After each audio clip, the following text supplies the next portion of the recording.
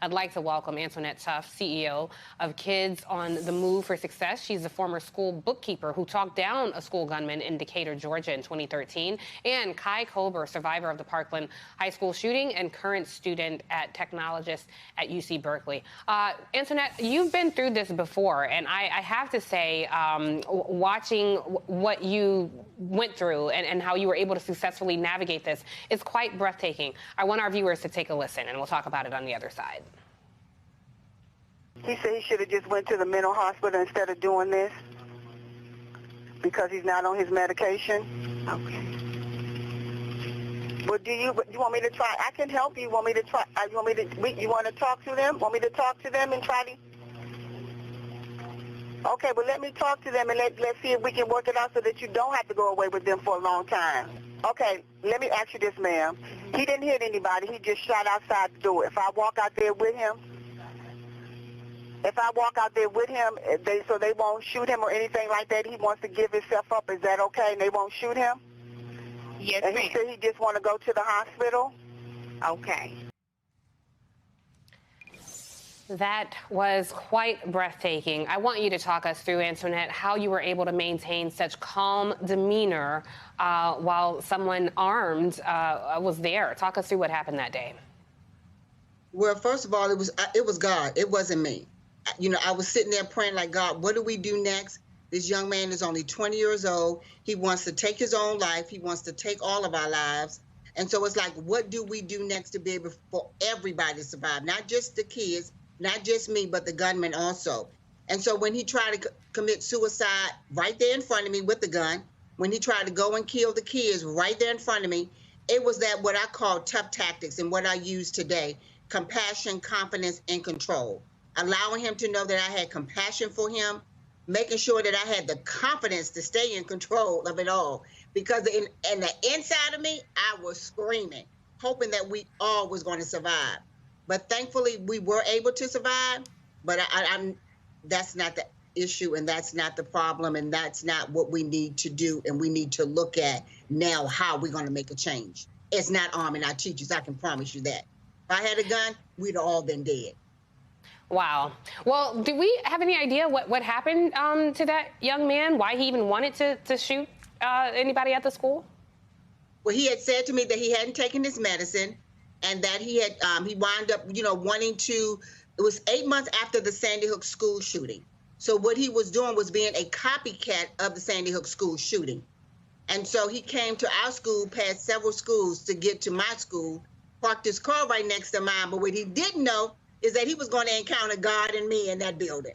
And we were all going to go home that day. Well, thank goodness he did, and thank goodness you all did indeed all go home that day. I think one of the most challenging things about this, Kai, especially to you, you're Gen Z. Taking in this imagery, there is not a space in my life where people have not broken down, have not been despondent, have not been sad. I think about young people taking this in for the first time.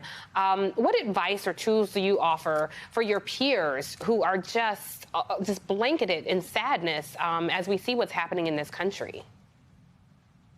Yeah, one of the biggest things that I noticed after Parkland, obviously, was this overwhelming focus on, passing bills like H.R. 8 and the red flag laws, universal background checks and the like.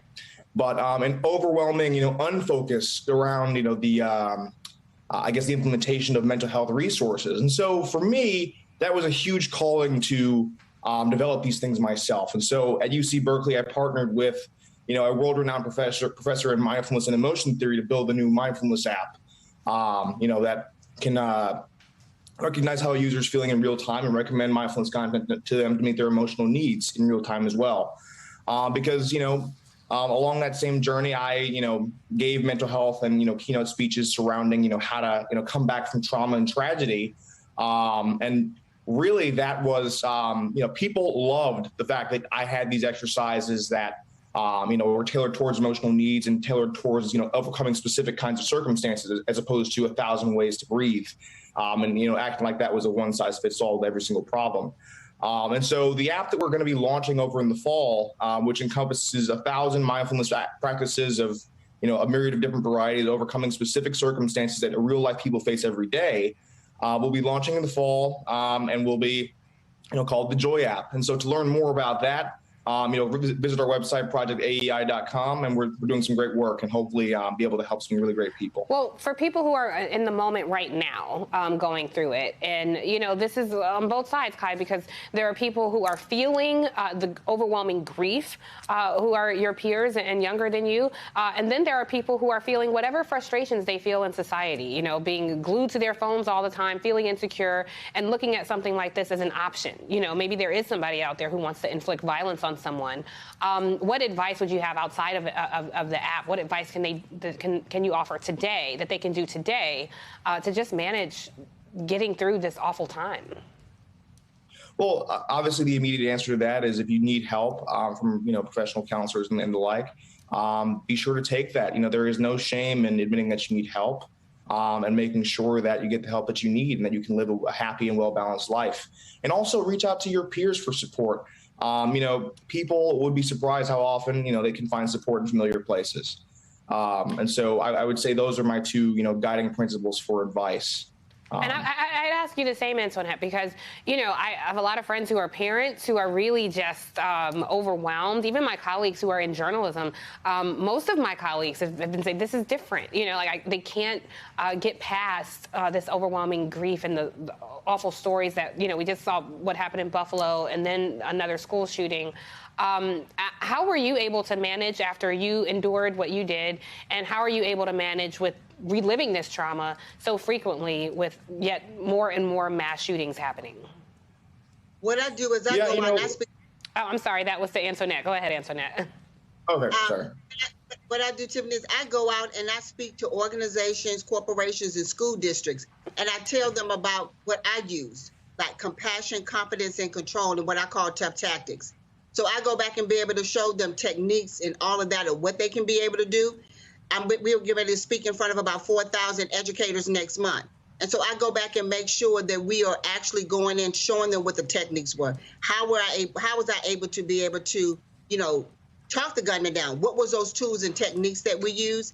And then also, I'm like, Kai, we have to go back and put things that it takes a village to raise one child. We used to hear our grandmothers say that. And that is still the same thing today. In my nonprofit Kids on the Move for Success, we create programs and after-school programs for our kids, literacy programs, so that they do not feel like they have to be the next gunman. They don't feel like they're bullied. And so we make sure that we reach a family as a whole. We do our actual parent academy so that we can be able to educate our parents on what to do. What's their rights in schools? How do they go back and be able to, advocate for their children? Yeah. So those are the things that we do within both of my organizations. And they can be able to reach out.